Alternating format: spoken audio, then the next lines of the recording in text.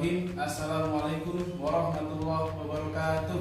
Waalaikumsalam warahmatullahi wabarakatuh. Perkenalkan, kami dari kelompok 5 mata kuliah Sistem Operasi Pemangku Pak Teza Raira PPN MKOM dengan tema materi yaitu instalasi sistem operasi menggunakan flash disk dan compact disk ataupun CD. Nah, sebelum kita masuk ke materinya, alangkah baiknya kalau belum kenal kan belum saya katanya kan ya. Nah, maka dari saya itu perkenalan terlebih dahulu selaku moderator. Perkenalkan, nama saya Muhammad Reza Ditya dan di samping kiri saya Nuflati Saputra, dan saya Rudi Junianto. Saya Husniati. Saya Putri Lestari. Saya Fitri Lestari. Saya Popi Romadona. Saya Merhana Septika. Saya Ayu Rizkyani. Nah, itu udah kenal kan? Nah, jadi untuk selanjutnya tinggal kita masuk ke langkah-langkah dari instalasi Windows 10 menggunakan flash disk dan compact disk ataupun CD. Dan untuk yang pertama, untuk menjelaskan tahap-tahapannya yaitu akan dijelaskan oleh Mbak Popi Romadona. Kepadanya kami persilakan.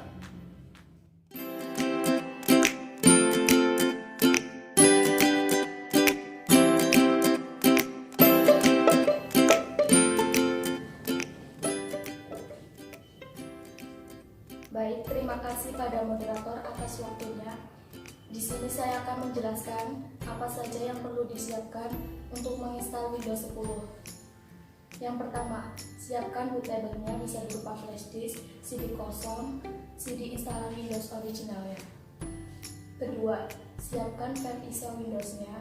Yang ketiga, siapkan bootable drive, tadi yang kapasitasnya lebih besar dari ukuran file Windows-nya. Yang keempat, siapkan aplikasi yang akan memasukkan file ISO ke dalam bootable drive bisa menggunakan Rufus dan universal USB installer atau program lain yang bisa membuat bootable drive-nya. Dalam hal ini kita akan menggunakan Rufus.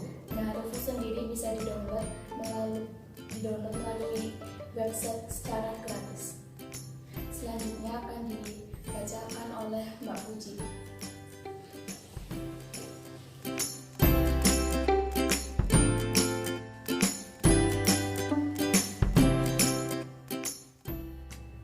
Oke, terima kasih. Kemudian saya akan menjelaskan tentang cara membootable flash disk menggunakan Rufus. Sebelumnya saya akan mengulas sedikit tentang mengapa sih orang itu lebih banyak menggunakan flash disk daripada CD atau DVD untuk melakukan proses install ulang, yaitu dari sisi fleksibilitas.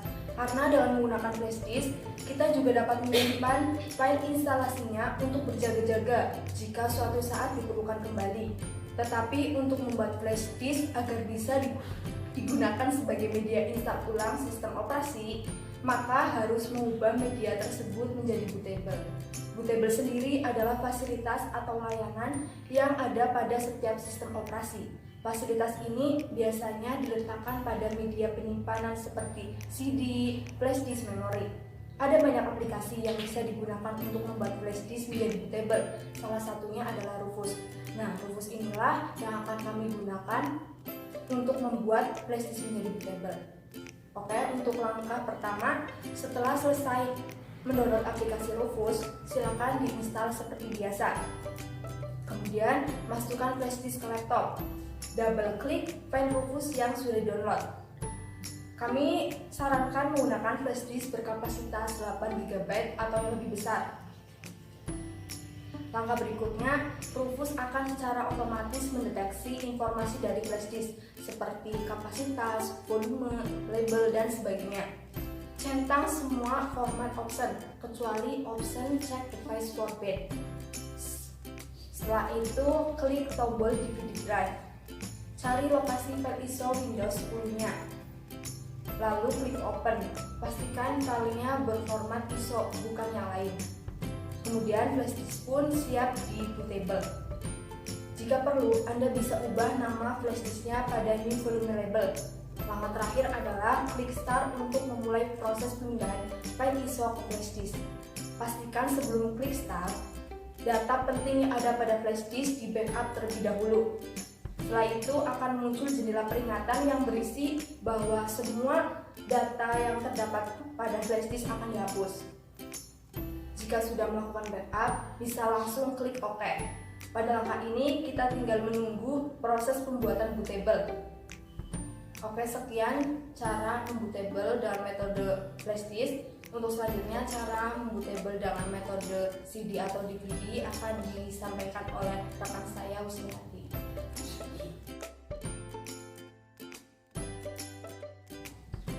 Baik, terima kasih Mbak Puji. Nah, sebelumnya kan sudah dijelaskan sama Mbak Puji tentang bagaimana cara menginstal Windows dengan menggunakan flash disk. Nah, di sini saya akan menjelaskan tentang bagaimana cara menginstal Windows dengan menggunakan CD.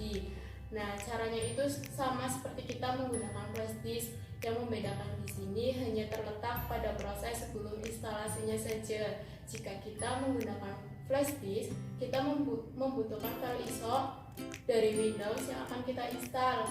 Selain itu juga kita memerlukan aplikasi tambahan atau pihak ketiga untuk konfigurasi kompatibelnya. Jika kita menggunakan instalasi Windows, kita hanya memasukkan ke CD-ROM-nya saja dan sudah bisa untuk menginstalnya. Namun kelemahan dari menggunakan CD instalasi Windows ini harganya itu lumayan mahal, sekitar $309, atau jika dirupiahkan senilai dengan 4.380.000 sekian. Itu yang ori. Nah, jika kita menggunakan CD kosongan, caranya itu sama seperti flash disk. Nah, hanya itu yang dapat saya sampaikan. Selanjutnya akan disampaikan sama Mas Nova Adi Saputra.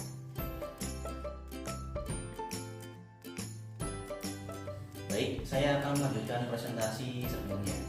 Di presentasi sebelumnya kan yang sudah dijelaskan oleh Mbak Puji Lestari dan Mbak Husniati itu kan cara atau metode yang akan kita gunakan untuk menginstal Windows. Ada yang dengan CD-ROM, ada yang dengan flash disk. Nah, dalam hal ini kita akan menggunakan flash disk. Setelah kita sudah memasukkan file Windows yang tadinya berupa ISO, kemudian di-burn, dijadikan bootable dengan menggunakan aplikasi pihak ketiga, yang dalam hal ini kita menggunakan Rufus. Nah, itu tinggal kita install Windows-nya, masukkan flash disk-nya ke USB drive, ke USB drive atau laptop, kemudian nyalakan laptopnya. Kemudian setelah sudah menyala, kita harus masuk ke settingan BIOS dulu untuk mengatur agar si laptop tersebut itu masuknya ke flash disk, bukan ke yang lain, apalagi ke yang lain. Oke, setelah sudah dinyalakan, untuk masuk ke BIOS di berbagai laptop itu mempunyai cara yang berbeda-beda. Ada yang menggunakan F2, ada yang menggunakan tombol delete, ada yang menggunakan F12, berbagai macam. Nah, pada laptop yang kita pakai ini itu menggunakan F2. Setelah sudah nyala, kita pencet F2, nanti akan muncul settingan BIOS. Di dalam BIOS itu tuh ada berapa opsi, berapa pilihan, ada information, configuration, security, boot, exit. Nah, kita masuk ke pengaturan boot. Di dalam pengaturan boot itu ada boot mode. Yang pengaturan pertama ini itu ada dua pilihan, UEFI dan legacy support. Itu artinya apa? Kalau misalnya legacy support itu kita memboot ke hard disk yang biasanya tipenya MBR dan masuknya ke partisi yang ada boot disknya, partisi bootnya. Kalau misal UEFI kita menggunakan partisi boot tetap, cuma nanti tabelnya menggunakan tabel UEFI yang biasanya menggunakan tabel hard disk dengan partisi GPT. Nah, MBR dan GPT apa sih perbedaannya? MBR dan GPT itu ya tidak beda jauh, cuma ya seperti halnya flash disk lah, ada yang versi kedua dan NTFS. Perbedaannya mungkin di kapasitas dan berapa partisi yang dapat dibuat. Kalau misalnya MBR itu hanya bisa membuat 4 partisi maksimal, kalau lebih dari 4 itu nggak bisa. 4 partisi tersebut juga sudah termasuk boot. Jadi yang pertama kan pasti wajib otomatis boot, itu sudah menjadi partisi yang pertama.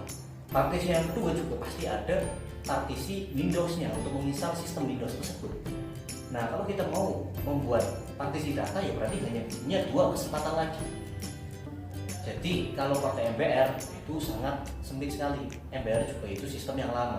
Kemudian sistem yang baru yang sering digunakan pada saat ini itu sistem yang menggunakan tabel GPT atau Guide Partition Table.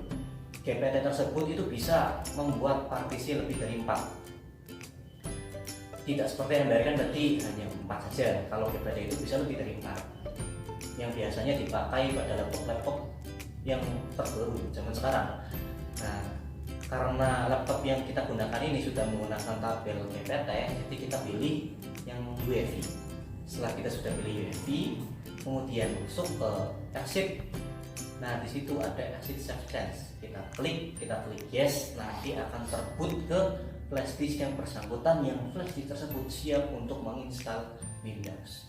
Kemudian presentasi selanjutnya akan dilanjutkan ke saudari Putri Lestari. Kepadanya saya persilakan.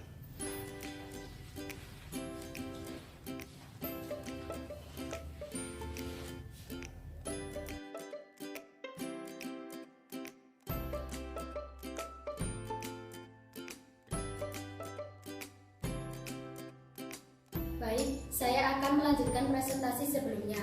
Selanjutnya adalah proses instalasi Windows dari bootable drive ke komputer.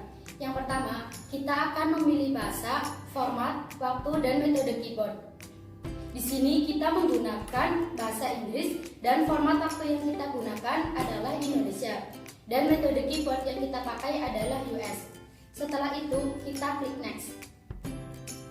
Lalu klik install now. Kemudian, ketika sudah muncul lisensi dari Microsoft, kita centang kotak I accept the lisensi terms, kemudian klik next. Setelah itu, kita akan disuguhkan dengan dua pilihan. Pilihan yang pertama, yaitu menginstal Windows yang baru, tetapi tidak menghapus file, pengaturan, dan aplikasi yang lama.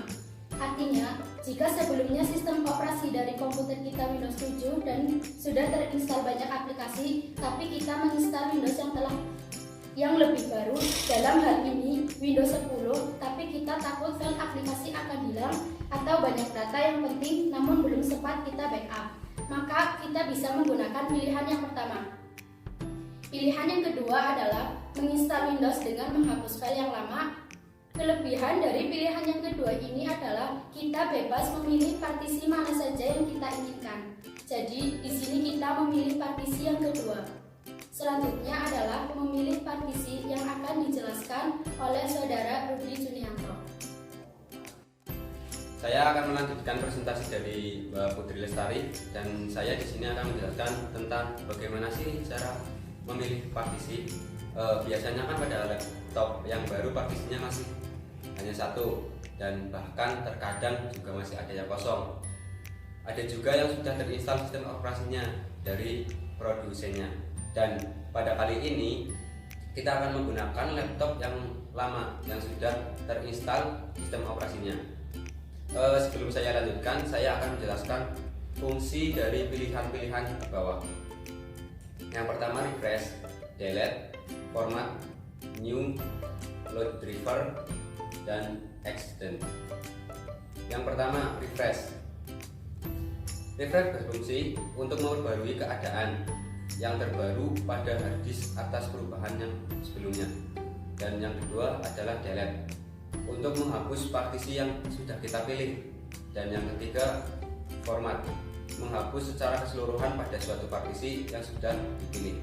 Yang keempat adalah new, untuk menambah partisi. Yang kelima adalah load driver, untuk meload driver CD ataupun DVD yang sudah ada.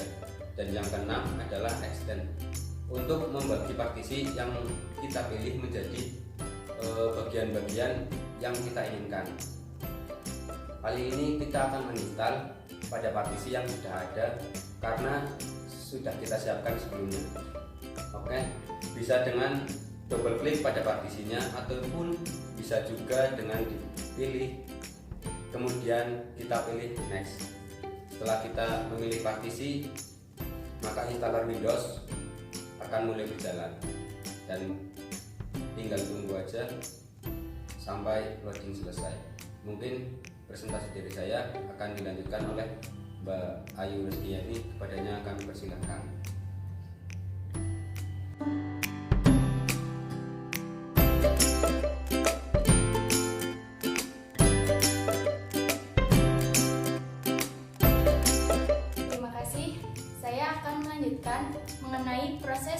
pengaturan Windows yang akan kita install.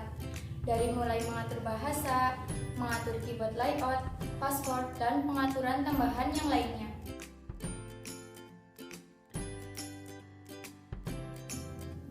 Setelah kita sudah mengatur semua hal yang diperlukan, maka instalasi Windows akan mengatur secara otomatis dengan sendirinya. Kita tunggu sampai loading selesai.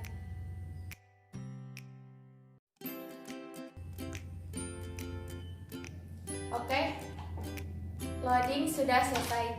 Untuk tahap selanjutnya akan disampaikan oleh Mbak Mirna Nur Saftika. Kepadanya saya persilahkan.